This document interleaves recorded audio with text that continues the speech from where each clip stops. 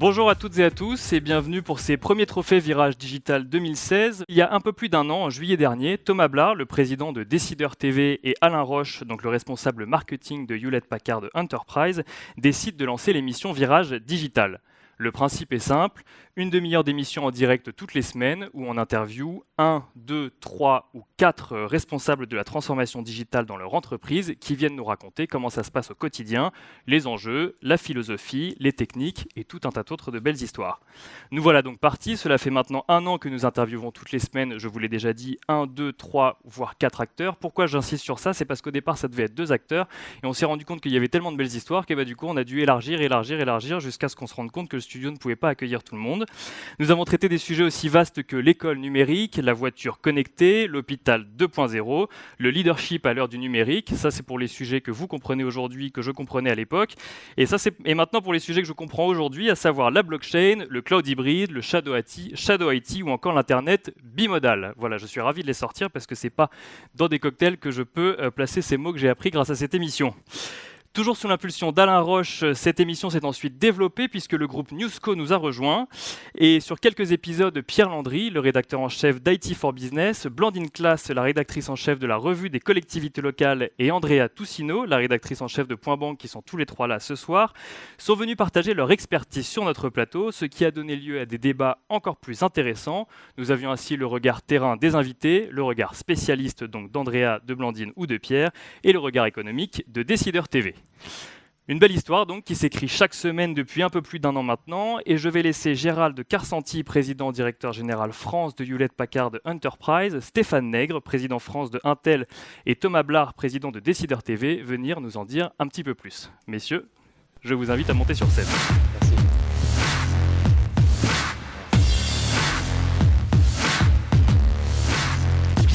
Bonsoir. Bonsoir Gérald.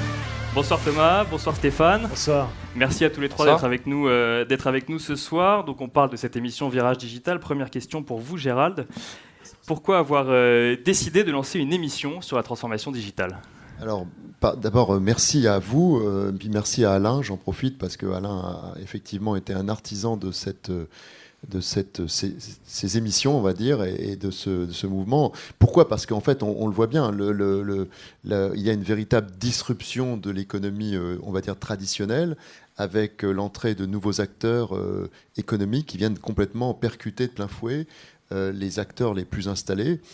Et on se rend compte que ça touche pas uniquement, on dit toujours l'ubérisation, donc on parle des taxis, mais en fait ça touche tous les secteurs économiques, ça touche toutes les dimensions de nos affaires, ça touche tous les métiers. Et donc on pensait que c'était quand même intéressant de se pencher en faisant témoigner des leaders qui, chez nos clients et sur le marché, ont des choses à dire. Je rajouterais quand même qu'il y a aussi ça, c'est que ce que vous citiez tout à l'heure, les fameux mots qu'on a du mal à placer dans une soirée, mais néanmoins, c'est ce qui est en train de révolutionner notre monde actuel et de demain.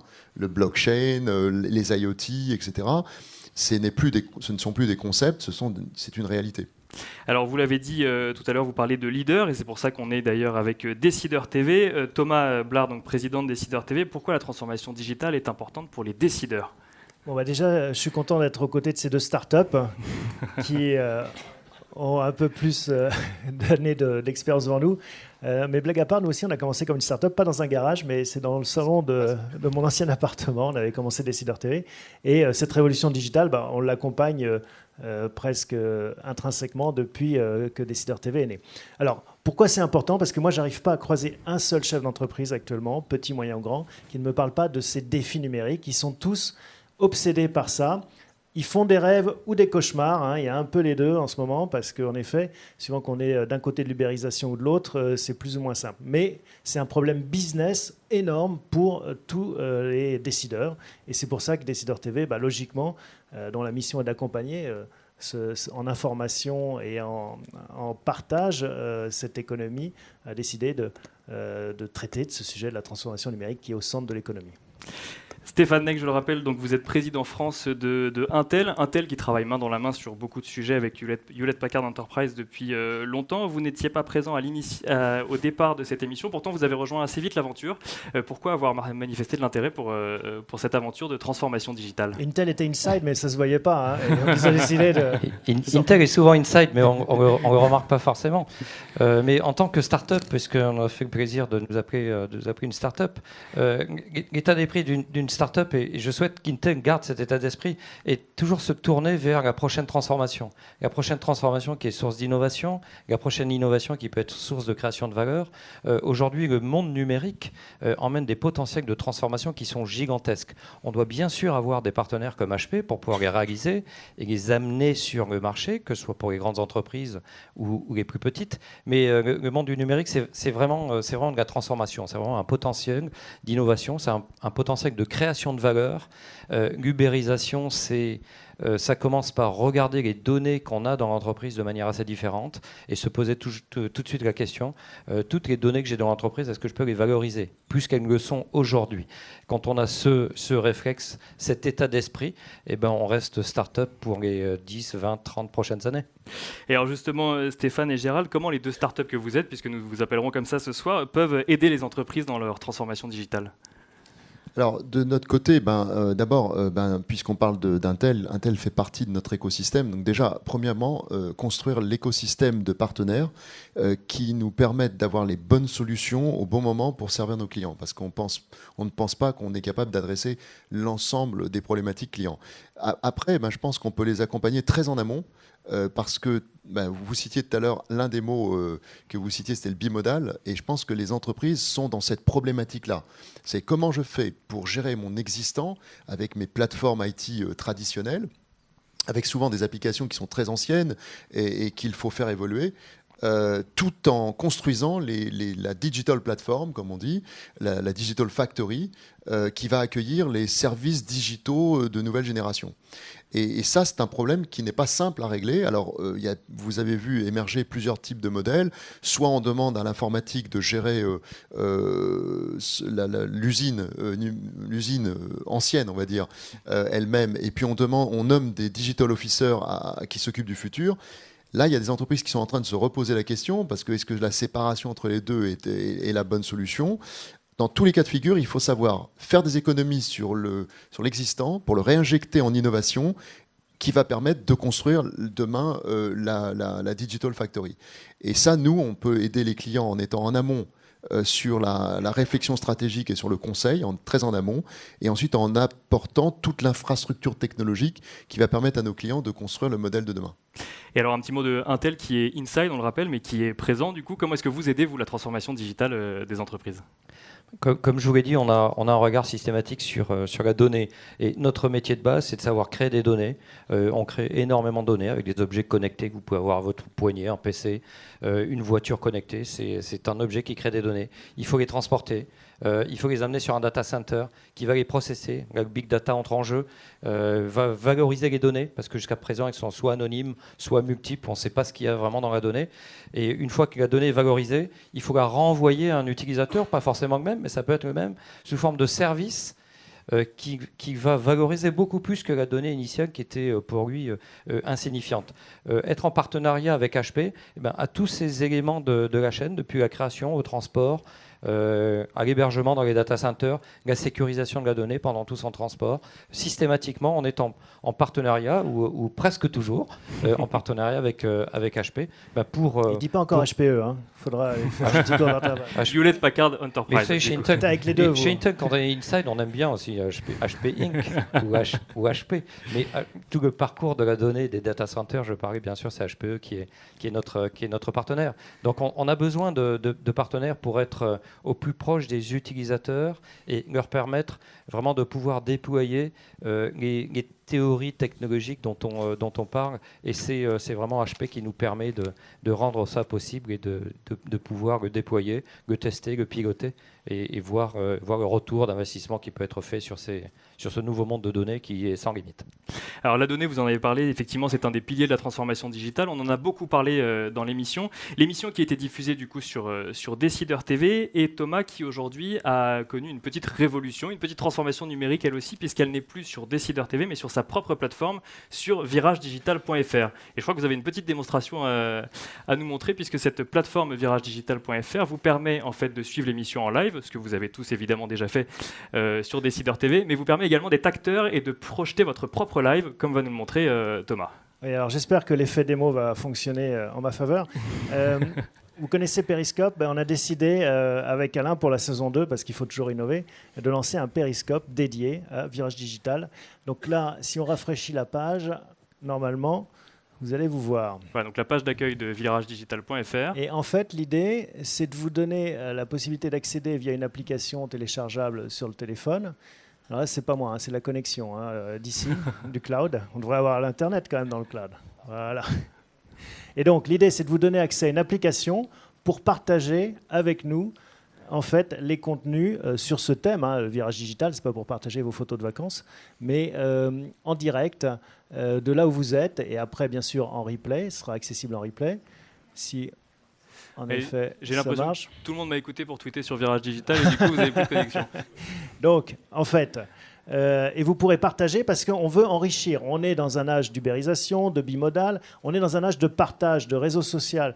Et en fait, notre métier de journaliste évolue beaucoup. On n'est plus les seuls à détenir le pouvoir. Voilà, alors je recommence. On va recommencer. En chimie, on ratait toujours. Alors je recommence. Mais bon, ça c'est toujours un classique. Mais si vous avez une connexion, vous testerez. Voilà, là je suis connecté. Alors, si on peut rafraîchir à nouveau, merci. Voilà, cette fois-ci, c'est la bonne. Donc l'idée, c'est ça, c'est de vous impliquer dans cette construction de savoir, de corpus, de partager vos expériences. Si vous avez l'occasion d'aller sur un salon comme le CES, si vous avez l'occasion de vivre une expérience digitale intéressante, voilà, c'est de la partager. 3 petits points de suspension. Est-ce que ça va donner quelque chose ? Mais bon, voilà. Donc vous voyez, on innove, et on innove tellement qu'il faut que ça se rôde encore un peu. Mais... On n'a pas de réseau ici, il me semble. Voilà. Bon. J'avais pas de réseau. Chez moi, ça marche. Bon, dans la ma cuisine, ça transformation marche. digitale marche Bon, avec croyez-moi Internet. sur parole. Mais bon, voilà. Et donc, les prochaines émissions, en dehors de ça, seront sur viragedigital.fr. Retenez bien cette adresse, la saison 2, viragedigital.fr. Et je vous invite à contacter Nicolas pour participer à cette saison 2 et peut-être recevoir... encore un prix ou être nominé pour les prix de la saison 2. Voilà, viragedigital.fr sur laquelle est retransmis en direct cette remise des prix. Donc je salue tous les internautes qui nous regardent également. Merci beaucoup messieurs de nous avoir introduit cet événement. Je vous rappellerai un petit peu plus tard pour remettre un prix.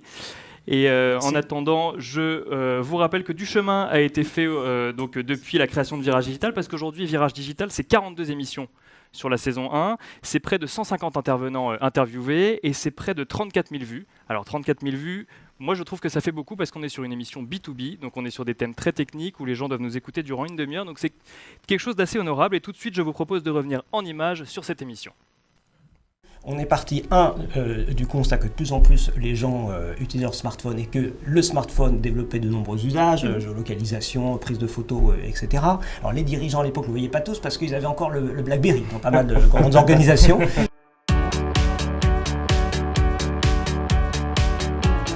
Aujourd'hui, sur le sujet des stades et de la connectivité et du digital, tout reste à créer. Avec la blockchain, on va répondre à une question, c'est à qui est cette information ? Puisqu'elle va être signée par quelqu'un, elle est un propriétaire. C'est plus sûr d'investir dans une start-up que dans une boulangerie.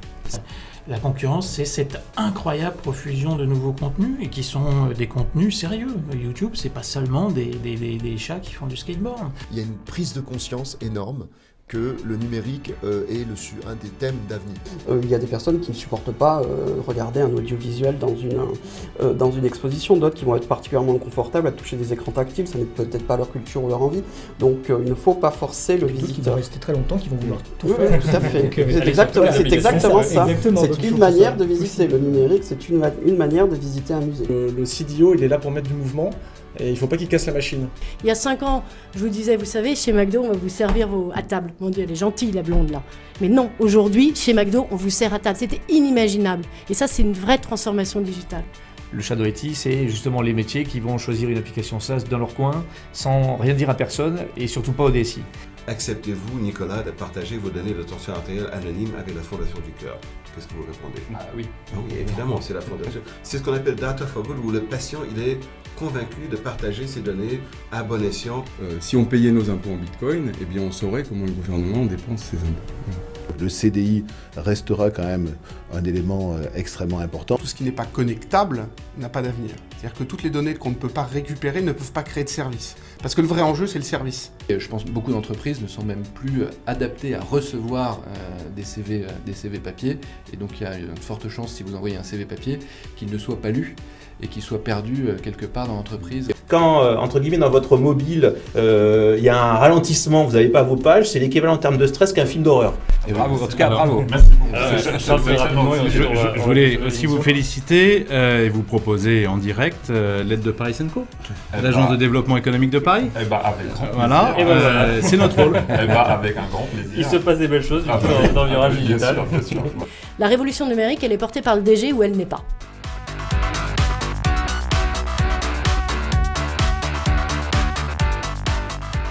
Ce que j'ai appris durant cette année à présenter Virage Digital, je dirais tout d'abord que la transformation digitale est indispensable à l'entreprise pour survivre en 2016, mais bon ça je n'apprends rien à personne. Mais la rencontre de ces intervenants m'a surtout appris que la transformation digitale ne veut pas simplement dire créer une application ou acheter des tablettes tactiles à ses commerciaux, même si parfois cela peut passer par là. La transformation digitale, c'est avant tout prendre du recul sur son business model avec les outils digitaux que l'on a aujourd'hui à notre disposition, prendre conscience que ces outils impliquent de nouveaux comportements du consommateur et surtout de nouvelles attentes. Le digital, c'est le smartphone, c'est l'ordinateur, mais c'est aussi le serveur ou la machine industrielle pour l'entreprise. Ceux-là n'ont pas l'ergonomie de nos outils de tous les jours, mais c'est pourtant eux qui sont au cœur de la transformation digitale, c'est eux qui calculent, c'est eux qui analysent les données dont on parlait effectivement tout à l'heure avec Intel, et c'est ces machines qui travaillent aux côtés de l'humain chaque jour. Parce que s'il y a bien une phrase que j'ai entendue très régulièrement dans cette émission, c'est bien celle-ci: la transformation digitale ne peut pas se faire sans l'humain. Voilà pourquoi nous avons décidé de créer ces prix pour encourager les entreprises qui s'engagent dans le digital, mais au-delà des entreprises, pour encourager les hommes et les femmes qui chaque jour pensent digital, créent digital et manœuvrent des chaloupes ou des paquebots avec les inconvénients et les avantages de chacune de ces embarcations sur les nouveaux courants qu'offre le digital. Voilà pourquoi nous allons vous remettre 6 prix. Le premier prix, donc le prix de la jeune entreprise, puis le prix de l'innovation, le prix de l'accélération, le prix du leadership, le prix coup de cœur et enfin le grand prix. Et tout de suite, je vous propose d'accueillir Pierre Landry, le rédacteur en chef d'IT for Business, pour le prix de la jeune entreprise.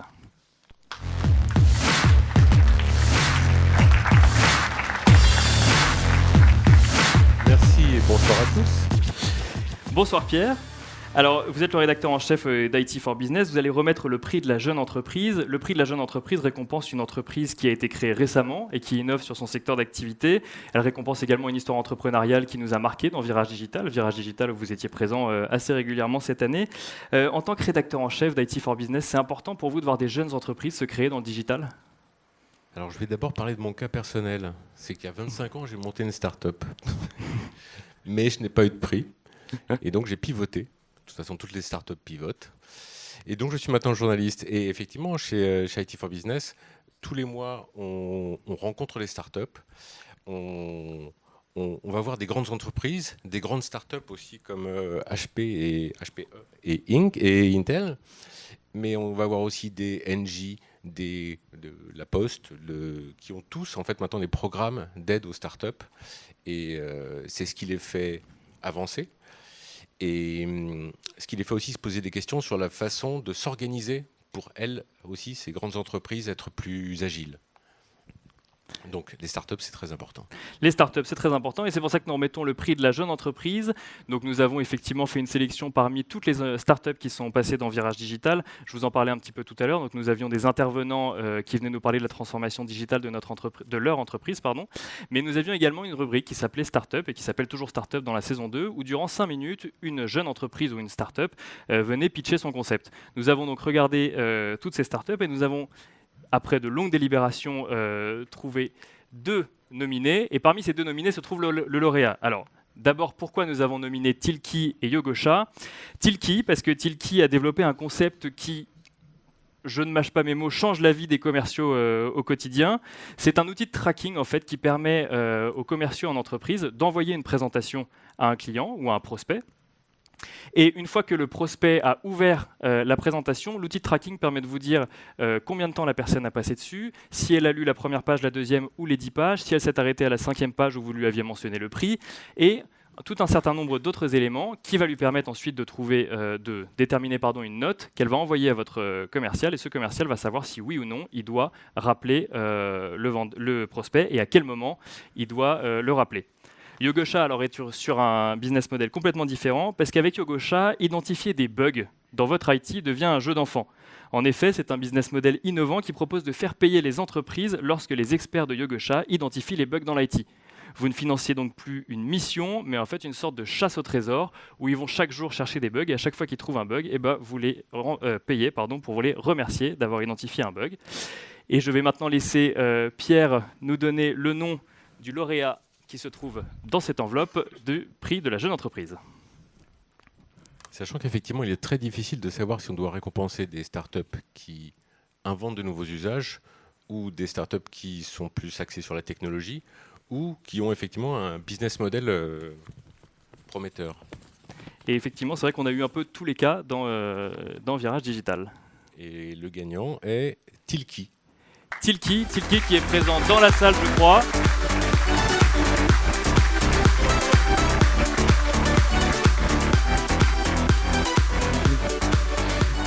Tilki, donc, qui est présent en la personne de Sylvain Tillon. Bonjour Sylvain. Alors voici le prix, le trophée Virage Digital de la jeune entreprise 2016, qui vient récompenser du coup ce qu'on disait tout à l'heure, un business model prometteur, mais l'innovation également, et de nouveaux business créés sur ce marché du digital. Une petite réaction peut-être sur cette récompense? Ils sont là, Bug Bounty, ou pas? C'est des copains en plus. S'ils sont pas là, j'ai un peu triché, je crois. C'est que chez Decider TV, ils utilisent Tilki pour envoyer toutes leurs offres commerciales. Donc je sais pas si parmi vous, il y en a qui ont déjà reçu des offres commerciales de la part de Decider TV. Vous avez été traqué, et si vous avez été rappelé dans la demi-heure après l'avoir lu, c'est normal, parce que Thomas sait que ça a été ouvert et sait ce que vous avez regardé et vous rappelle en fonction. Non, c'est super. C'était assez difficile. Ça fait 2 ans qu'on a lancé le produit et c'est un vrai nouvel usage pour les commerciaux français qui ne relancent pas. Et déjà, la première chose où on doit les convaincre, c'est si tu relances, tu vas gagner plus de projets. Mais c'est pas le tout de leur dire relance, c'est faut qu'ils le fassent. Donc il y a un vrai changement à accompagner. Et c'est quelque chose qu'on avait sous-estimé pendant les 18 premiers mois de l'aventure, où pour moi, un bon logiciel, c'est comme une bonne blague. Ça s'explique pas. Et s'il faut l'expliquer, c'est qu'il est mal foutu. Sauf qu'aujourd'hui, on voit qu'il y a un vrai accompagnement de changement à faire, et que ça, aujourd'hui, c'est ce qui fait qu'on a décollé là, depuis 6 mois, qu'on a vraiment décollé depuis 6 mois, parce qu'on accompagne les commerciaux dans ces nouvelles approches. Et c'est pas tout d'avoir un bon logiciel qui donne une bonne info, il faut encore derrière de l'humain, et c'est le commercial qui fait toute la vente. C'est pas nous qui faisons à sa place. Voilà ce qu'on nous expliquait dans Virage Digital, et à la sortie, effectivement, Thomas s'est laissé convaincre par ce prix. On va faire une petite photo avec le photographe qui est juste là, avec le prix. Et vous attestez, comme était dit dans le best-of, que c'est plus facile de monter une start-up qu'une boulangerie? Non.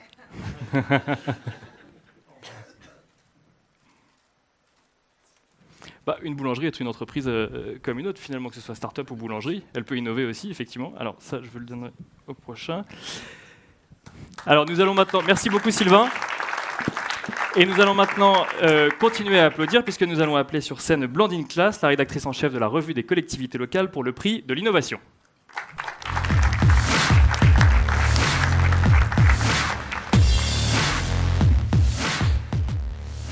Bonjour Blandine. Bonjour.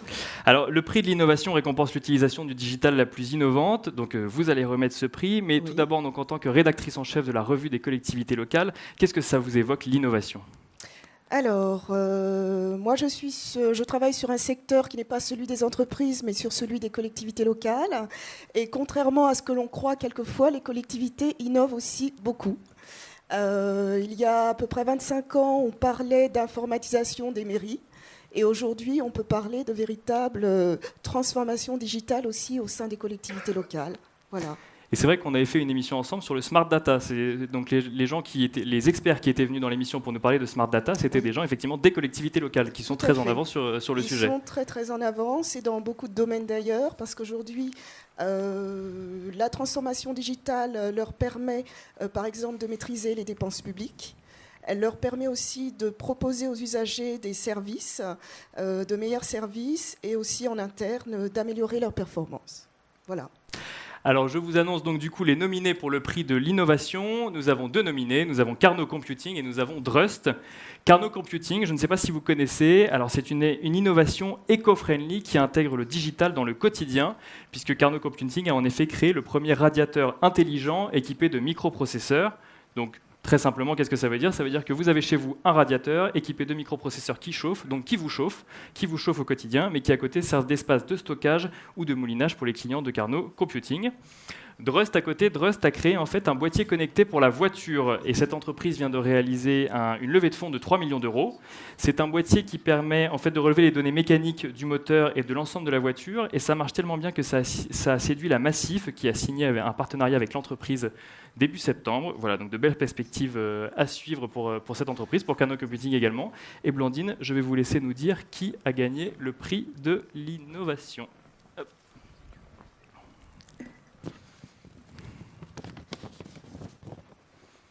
Alors, le prix de l'innovation est attribué à Carnot Computing.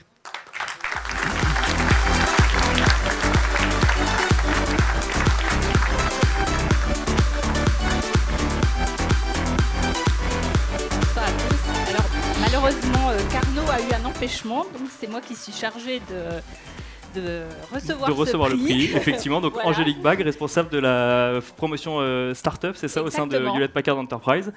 Voilà, donc Paul Benoît a eu un empêchement, mais donc je vous remets le prix de l'innovation que voici. Merci. Et qu'on se chargera de remettre à Carnot Computing. Très bien. Juste un petit mot sur le programme Startup HPE.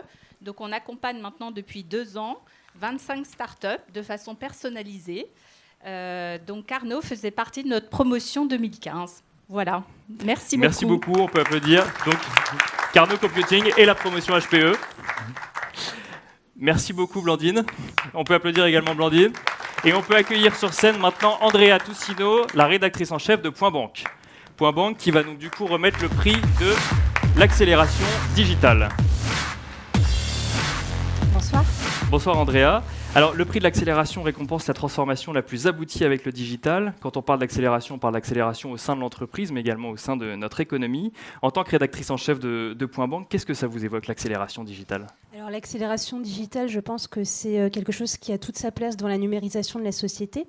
Dans le secteur que je couvre, le monde bancaire, je pense que les exemples sont vraiment marquants en matière de transformation digitale. On le voit notamment avec le développement d'outils de banque à distance, l'apparition de nouveaux modèles comme la banque mobile ou encore des nouveaux usages, notamment liés au marché des paiements. Donc je pense que la banque est vraiment le symbole même de l'accélération en matière de digital. Et je vous annonce donc maintenant les 2 nominés. Il s'agit donc d'Anaplan et de Soon, la banque mobile d'AXA Bank. Alors Anaplan pour vous présenter, Anaplan s'est fixé un défi de taille en tentant de remplacer l'un des outils que vous utilisez tous encore aujourd'hui dans l'entreprise. Il s'agit d'Excel. Donc Anaplan a mis au point un outil puissant qui permet de réduire drastiquement les coûts et surtout les délais de prise de décision. Pourquoi ? Parce qu'elle a fait passer en fait elle me contredira tout à l'heure, mais elle a fait passer en fait Excel sur le cloud, ce qui permet de tous travailler sur un même fichier et instantanément et modifiable par tous. À côté de ça, nous avons Soon, la banque mobile d'AXA Bank, où là, j'espère ne pas être contredit, la première banque 100% mobile qui a été bâtie en fait comme un réseau social. C'est-à-dire qu'en fait, on effectue ces opérations sur ce qui ressemble à une timeline, sur laquelle il est possible de télécharger une photo, de télécharger une humeur pour accompagner ses opérations sur son compte. Tout cela en restant bien sûr confidentiel parce qu'on n'a pas forcément envie de partager ses données bancaires. AXA Bank qui comptait en 2015 12 000 clients et qui se lance régulièrement dans de nouvelles innovations, de nouvelles idées, comme l'ajout par exemple d'un moteur de recherche pour les vacances à budget limité, ce qui lui permet effectivement de drainer une clientèle plus jeune et connectée. Du coup, nous allons remettre maintenant le prix de l'accélération. Andrea, qui est le lauréat du prix de l'accélération ? Alors, le gagnant du prix de l'accélération est Anaplan.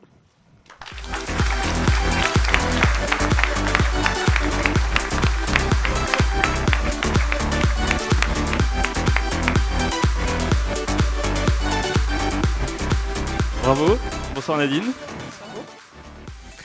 Eh bien, merci, c'est une surprise. Je ne savais pas que mon directeur de la communication m'a dit il faut absolument que tu viennes. Bah, écoutez, je vous remercie beaucoup. Et effectivement, nous, ce qu'on fait, c'est de la planification transverse sur le cloud. Donc, effectivement, je retrouve tout à fait ce qui a été dit sur rendre la main aux utilisateurs, leur donner de la donnée aussi pour donner un sens aussi à leur travail. Et on permet effectivement d'avoir un outil transverse qu'utilisent d'ailleurs HPE et HP Inc. pour notamment, par exemple, je crois, gérer leur feuille de quota qui, je pense, leur prenait un peu de temps avant, qui grâce à nous, leur permet d'avoir un peu moins de difficultés. Donc on ne contredit pas ce que j'ai dit tout à l'heure, c'était plus ou moins juste. Absolument, oui. Et tenez, Nadine, le prix donc, de l'accélération digitale. Merci beaucoup. Décerné à Anaplan. Alors c'est un petit peu compliqué, effectivement, à tenir. On va faire une photo également. Voilà, c'est la transformation digitale. Et puisqu'on parle d'accélération, est-ce qu'on pourrait avoir quelques éléments sur vos projets de développement 2017 ? Donc aujourd'hui, nous sommes 620 dans le monde. On a un bureau de 50 personnes à Paris. Et ce qui est intéressant sur le bureau de Paris, c'est qu'il regroupe des fonctions commerciales. Bien sûr, sur Anaplan France, donc la filiale française, qui a plus de 50 clients en France. On a ensuite des fonctions européennes. On a surtout un groupe de développement qui développe le produit, certaines fonctionnalités du produit.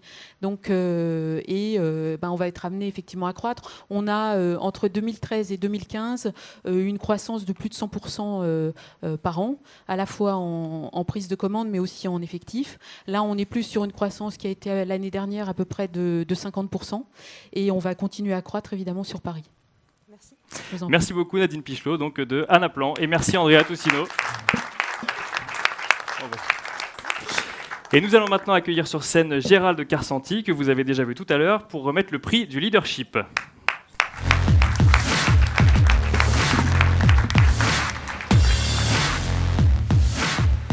Rebonjour Gérald. Alors vous allez maintenant remettre le prix du leadership. Celui-ci récompense le Chief Digital Officer ou le responsable numérique qui a su le plus imposer le numérique dans son entreprise ou qui fait face à de grands enjeux en matière de digital. Gérald, un petit mot, vous venez de sortir un livre en septembre dernier, Leader du troisième type, ce qui faisait que vous étiez la personne toute indiquée pour vous exprimer sur ce sujet. Qu'est-ce que ça vous évoque le leadership à l'heure du digital ? Alors c'est un vaste sujet, hein. Là on est vraiment dans un sujet, on pourrait en parler, on pourrait réserver la soirée entière. Mais je pense que ce qu'on peut observer, c'est que nous sommes depuis l'après-guerre, en fait, on est dans un monde avec la bascule de la Seconde Guerre mondiale, la reconstruction qu'il a fallu faire. On est très vite arrivé dans un monde de rationalité. Et les ingénieurs ont pris le pouvoir. Et on se rend compte qu'on analyse les problèmes. On est fait pour analyser des problèmes, décortiquer les problèmes, trouver des solutions. Et généralement, il y a une solution et unique, et une seule. Or, le problème, c'est qu'avec ce monde digital, en plein bouleversement, c'est plus ça le monde d'aujourd'hui. Le monde d'aujourd'hui, il y a des problèmes qui sont complexes, qui sont difficiles à cerner. Les solutions, il n'y en a pas une, mais il y en a de multiples. Et on n'aboutit pas forcément à la solution à laquelle on pouvait penser initialement. Donc, le profil des leaders de demain va profondément se modifier, avec des qualités qui vont se tourner. D'abord, l'humain va prendre de plus en plus de place, ce qui est un peu paradoxal quand on pense qu'on va vers un monde où la technologie prend plus de place, mais en fait, en réalité, l'humain va reprendre toute sa dimension. Et puis après, il y a des qualités qui étaient moins développées ces dernières années, qui reprennent corps aujourd'hui, comme par exemple le collaboratif, où les leaders de demain devront travailler en équipe. Habituellement, je dis souvent, la mission principale d'un leader, au fond, c'est de positionner les bons leaders aux bons endroits pour prendre les bonnes décisions au bon moment.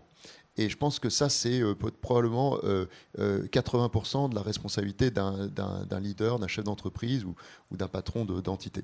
Donc on va vers un monde qui va être en profond bouleversement, avec des profils qui vont évoluer, je le crois. Ouais. Alors justement, parmi tous les leaders que nous avons eu la chance de recevoir dans Virage Digital, 2 sont nominés pour ce prix. Il s'agit de Marie Laloy, Head of Digital chez Citroën. Donc Marie Laloy qui s'occupe de la transformation digitale de Citroën, que nous avons reçue dans Virage Digital. Elle adopte un management qu'elle qualifie elle-même et qu'elle nous disait lors de l'émission de cash, c'est-à-dire qu'elle est passée par le data marketing, le digital media et ensuite par une entreprise spécialisée dans les sites de rencontres avant d'atterrir dans l'industrie automobile. Et elle possède une personnalité affirmée, comme elle le dit elle-même, et elle cherche ce qui nous a beaucoup marqué, ce qu'elle nous a expliqué pendant une demi-heure, l'efficacité au lieu du côté wow et gadget du digital. À côté, Philippe Rivière, chef du service numérique chez Paris Musée, que nous avons reçu également et que vous avez vu dans le best-of tout à l'heure, à la tête de Paris Numérique, qui a pour vocation de numériser les musées parisiens. Il a récemment lancé une plateforme de découverte et de valorisation des collections des musées de la ville de Paris, qui ouvre toutes les collections des musées en question au grand public. Une personnalité déterminée qui impose le numérique dans un secteur d'activité par définition traditionnel, et il nous l'expliquait lors de l'émission, effectivement, numériser les musées, il faut faire preuve de beaucoup de stratégie. Donc, Gérald, nous allons maintenant remettre le prix du leadership. Suspense. Philippe Rivière. Chef du service numérique chez Paris Musée.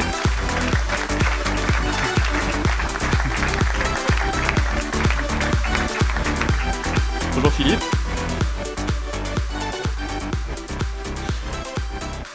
Philippe, voici donc le prix du leadership. On a parlé un petit peu de leadership avec Gérald. C'est important de mettre en avant son leadership et pour justement imposer le numérique dans le monde de l'art. Le monde de l'art est conservateur par essence. Nous sommes comme les musées de la ville de Paris. Paris Musée gère les 14 musées de la ville de Paris, donc nous avons un corps de conservateurs assez présent. Mais nous avançons sur la transformation numérique aussi. Le service numérique est au siège de Paris Musée, ce qui nous permet donc d'avancer vraiment en transverse avec des politiques très commune à ces 14 musées très différents. Et c'est vrai qu'il faut beaucoup de temps, il faut beaucoup de dialogue, il faut du leadership dans son équipe, mais aussi donc à chaque fois dans les 14 musées, dans ces 14 projets très différents, il faut faire preuve de beaucoup de pédagogie et de beaucoup de dialogue. Gérald, qu'est-ce que cela vous évoque, le leadership dans un milieu aussi conservateur que... Moi, je suis un passionné d'art, donc je trouve ça génial. Et non, je pense que de toute façon, on le voit bien, on le disait tout à l'heure, la révolution numérique, elle débarque partout. Et il n'y a aucune raison qu'elle ne touche pas les métiers de l'art, bien sûr. Merci beaucoup, bravo Philippe Rivière. On va faire une petite photo.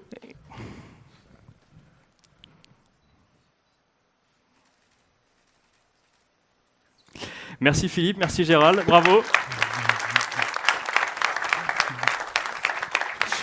Et nous allons maintenant accueillir Stéphane Nègre, président d'Intel France, qui va nous remettre le prix Coup de cœur.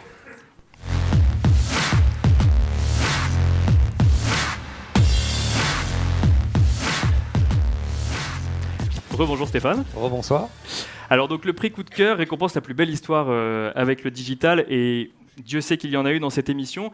Stéphane, vous êtes à la tête de Intel France, j'imagine que les belles histoires avec le digital, vous en connaissez un paquet. Il y en a un certain nombre, mais ce qui est beau dans le monde du digital, dans le monde du numérique, c'est que la taille d'une entreprise ne fait pas forcément son dynamisme, ne fait pas forcément son succès. On a parlé tout à l'heure de start-up en disant Intel et HPE sont encore des start-up, mais c'est un petit peu l'état d'esprit. Celui qui est le plus innovant, celui qui va prendre le plus de risques, et celui qui est le plus visible ou qui peut vraiment avoir le meilleur potentiel de transformation. Je prendrai juste un petit exemple. On a des bureaux de recherche et développement en région toulousaine, et donc on travaille un petit peu avec l'écosystème local. 2 entreprises, une entreprise de start-up, des vraies start-up. Une qui fait des drones, une qui fait des lunettes connectées. Quand vous faites des drones et que vous voulez essayer de vendre un objet volant à Airbus, c'est comme essayer de vendre un serveur à Gérald. Elle dit non, j'ai ça en magasin, j'ai pas besoin d'acheter un drone. Mais quand le drone est innovant parce qu'il détecte les obstacles, enfin il est très autonome, et Airbus commence à essayer de faire voler des drones pour du contrôle qualité à côté des avions sur des chaînes de montage. La même chose pour des lunettes connectées. d'avoir des lunettes qui filment en permanence et qui transmettent sur les serveurs les images des opérateurs, donc la personne qui assemble des pièces de fuselage ou qui les bougonne ou qui les rivette, et ben, en temps réel, il a le contrôle qualité qui observe ce qu'il fait. Et donc, plutôt qu'envoyer des ingénieurs de contrôle qualité a posteriori, c'est fait au moment où l'assemblage est fait. Donc, tout ça, c'est 2 exemples de start-up qui arrivent à vendre de la technologie à un fleuron de la technologie européenne qui est Airbus. Qui ne sont pas concurrents, mais qui viennent en fait compléter leur... Absolument. C'était aussi ça, la transformation digitale. Alors, 2 nominés pour le prix coup de cœur que nous avons reçu dans l'émission, Camif.fr et le Stade Toulousain. On reste à Toulouse. On reste à Toulouse, effectivement. Belle introduction. Camif.fr, donc cette entreprise, j'imagine que vous connaissez plutôt le catalogue Camif, enfin moi en tout cas, que mes parents utilisaient. Moi, je n'ai pas eu la chance de le connaître. Alors, Camif.fr, en 2008, s'est retrouvé au bord du gouffre et a été racheté par un certain Emery Jacquilla qui a réinventé totalement le business model de ce magazine papier avec le digital. Aujourd'hui, c'est 100% numérique ou presque, puisque pour certains clients, ils ont quand même gardé le catalogue papier, même s'il a été agrémenté de QR codes ou autres outils digitaux. Et avec le digital, Camif.fr a opéré un virage, donc 100% digital, mais surtout 100% made in France. Ils utilisent essentiellement des matériaux français, ils produisent français, ils vendent français, et avec le digital, ils créent par exemple tous les ans, et je vous invite à aller faire un tour sur leur site, des tours de France, des créateurs français qui vendent du coup les lits par exemple ou les canapés que vous pourrez acheter sur camif.fr. À côté, le Stade Toulousain qui nous a expliqué lorsqu'il est intervenu dans Virage Digital qu'il est parmi un des seuls stades à ne pas toucher de subventions en France car il fonctionne sur un modèle 100% privé et il est même détenu à 25% de stade de rugby, je précise, et il est même détenu à 25% par ses supporters. Il utilise aujourd'hui le digital du coup pour créer une marque et pour faire de son nom une marque à travers le monde. Il est engagé en plus dans une stratégie de stade connecté pour faire vivre à ses supporters un avant-match, un match et un après-match augmenté avec des replays et des ralentis presque en temps réel. Il propose également des statistiques, enfin tout un tas de choses qui font que le match que vous voyez en réel devient presque un jeu avant, pendant et après. Je vais maintenant laisser Stéphane nous dire qui a gagné le prix coup de cœur.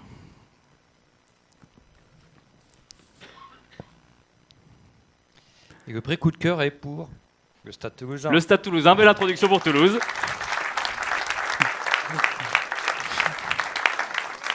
Et personne ne descend. Pourquoi ? Parce que le Stade Toulousain n'a pas pu se déplacer ce soir. Je les ai donc appelés. Ils jouent ce soir ? Ils ne jouaient pas ce soir, mais la direction ne pouvait pas se déplacer pour autant. Je les ai donc appelés il y a quelques heures pour leur dire qu'ils avaient gagné ce prix et que nous aurions été heureux de leur remettre. Comme ils ne peuvent pas être là ce soir, ils avaient un petit message pour vous. Bonjour à toutes et à tous. Bonsoir. Julien Barès, DSI du Stade Toulousain. Vincent Bonnet, directeur marketing du Stade Toulousain. Nous sommes désolés de ne pas pouvoir être avec vous ce soir et nous sommes très honorés du prix coup de cœur qui nous est remis. La transformation digitale du Stade Toulousain ne fait que commencer et nous espérons dans les prochaines semaines et prochains mois pouvoir vous faire partager une nouvelle expérience. Voilà, donc le Stade Toulousain, nous ne pourrons pas leur remettre le prix. Il faut quand même dire un petit peu ce qu'ils font dans le stade. C'est-à-dire que tout le stade est complètement connecté avec du Wi-Fi très haute densité, de la 4G très haute densité. Ils ont développé une application qui permet aujourd'hui aux gens, quand ils sont dans le stade, de rester connectés, de pouvoir... ça peut servir quand on joue au rugby, pouvoir commander une boisson directement pendant qu'on regarde le match, mais aussi faire des replays de ralenti. Alors que le match est en train d'être fait dans le stade et leur prochaine version permettra d'être directement connecté avec les joueurs, donc c'est-à-dire d'avoir des capteurs sur les joueurs de rythme cardiaque, enfin tout ce que vous voulez, et de pouvoir voir ces données en temps réel dans les tribunes. C'est quand même assez intéressant et c'est le monde de numérique qui immerge les spectateurs. Qui permet effectivement d'avoir toutes ces informations, toutes ces données en temps réel. Exactement. Et on pourra presque, si le Wi-Fi est aussi impressionnant, le diffuser du coup sur viragedigital.fr. Merci beaucoup Stéphane Ney. Merci. Et je vais maintenant appeler Thomas Blard, le président de Décideur TV, pour remettre le grand prix Virage Digital.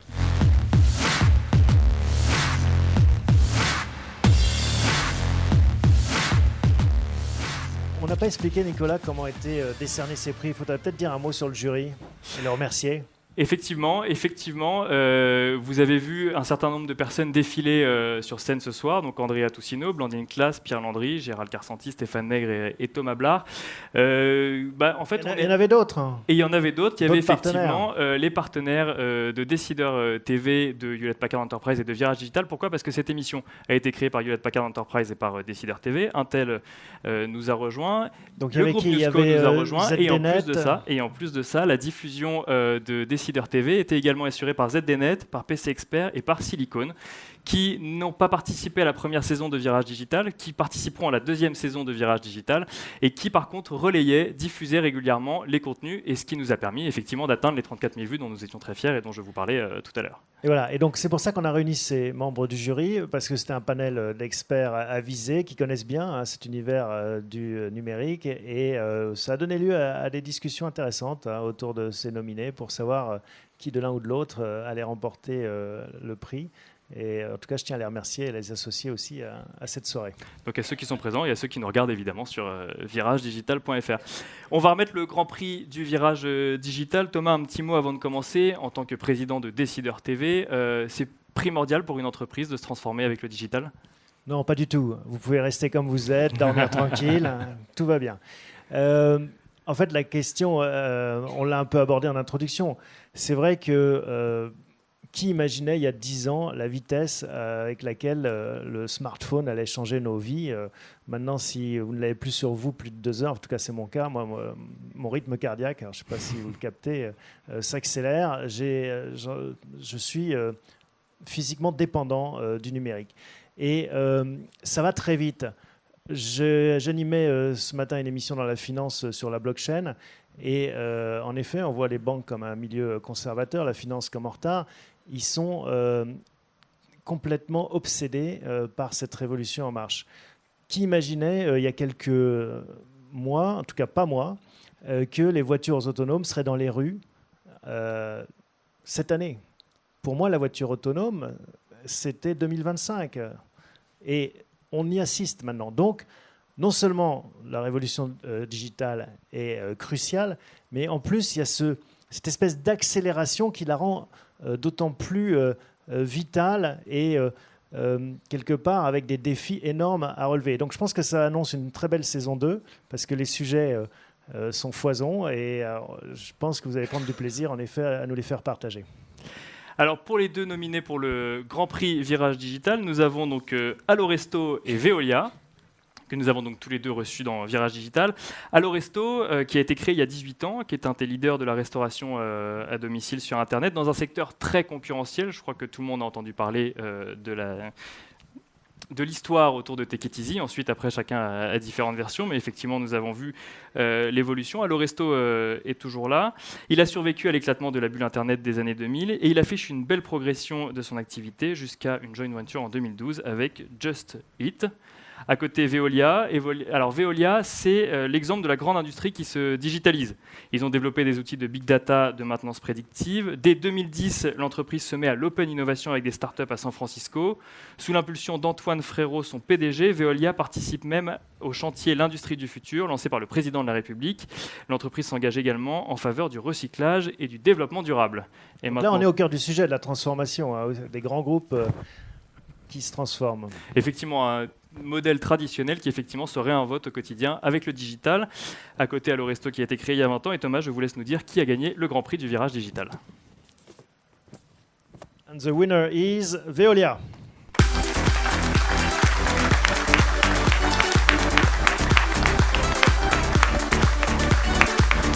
Alors, il mérite vos applaudissements en effet, parce que je crois qu'il arrive en direct d'Orly. Hein. Merci. Bravo. Chronométré. Chronométré, bravo, c'était du bon timing. Parce qu'on a vu le Stade Toulousain qui était très virtuel, mais Veolia, vous êtes en chair et en os et on en est ravis. Bravo pour ce parcours, cette transformation. Est-ce que vous pouvez nous dire un mot de où en est Veolia dans cette transformation ? Parce que vous faites beaucoup de choses, mais on n'a pas toujours l'image de où vous en êtes. Alors, de manière globale, Veolia a décidé de digitaliser sa relation client, sa relation fournisseur, de digitaliser tous ses processus. Plus particulièrement à Veolia en France, la digitalisation prend 2 axes. Les axes métiers, au sens général du terme, donc digitaliser tous les processus métiers, orienter métiers, et digitaliser toutes les infrastructures, parce que 160 ans d'histoire, alors pas 160 ans d'histoire informatique comme j'ai l'habitude de dire, mais presque, parce que 160 ans d'histoire et donc des orientations cloud, des orientations services dans le cloud, et tout ça pour d'une part une optimisation des coûts et une revisite des services fournis, mais d'autre part pour amener des nouveaux services digitaux à tous nos clients ou à tous nos utilisateurs internes. Et on parlait d'acculturation. Comment est-ce que vous convainquez les équipes au quotidien de faire ce saut dans une entreprise qui, vous le rappelez, a 160 ans? Ça vous fait sourire. Quand je suis arrivé chez Veolia, on me disait on va tout mettre dans le cloud, comme ça on n'aura plus de problème. Voilà. Et ça au plus haut niveau. Je pense qu'on est, pour Veolia en France, on est une des sociétés qui est la seule à avoir y compris mis son COMEX dans les formations et dans l'information. C'est-à-dire qu'on a fait un programme de formation de toute l'informatique, des métiers et de la direction générale. Alors évidemment, on a comment gérer le cloud, comment gérer le digital. Digital au sens technique, mais aussi au sens fonctionnalité, usage. Et pour la direction générale, c'est qu'apporte le cloud, qu'apporte le digital dans les processus métiers ou dans la technique. On n'entend plus maintenant, on met tout dans le cloud et ça réglera tous les problèmes. Bravo, en tout cas, on est ravis de vous remettre ce prix. Le Grand Prix Virage Digital. On peut applaudir Benito Diz et Thomas Blard.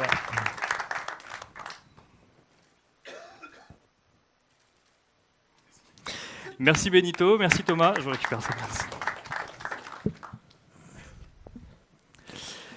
Voilà, les trophées Virage Digital touchent à leur fin. Dans quelques instants, on va pouvoir se retrouver tous ensemble et discuter, échanger autour d'un verre.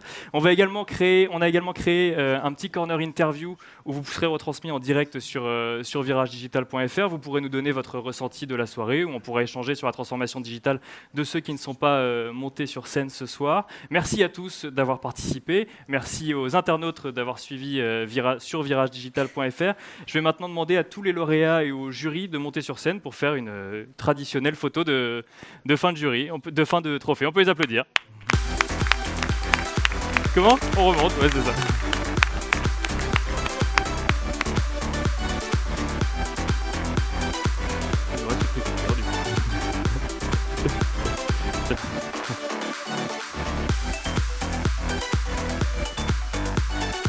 Est-ce que Alain Roche... Alain, t'es évidemment et Maud également, ceux qui doivent être figurés au centre de cette photo. Ouais. Bon. Allez, un petit peu. Ça fait une grande famille. Hein.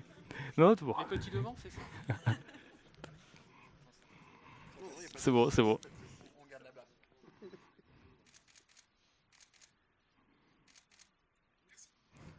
Merci beaucoup, on peut les applaudir.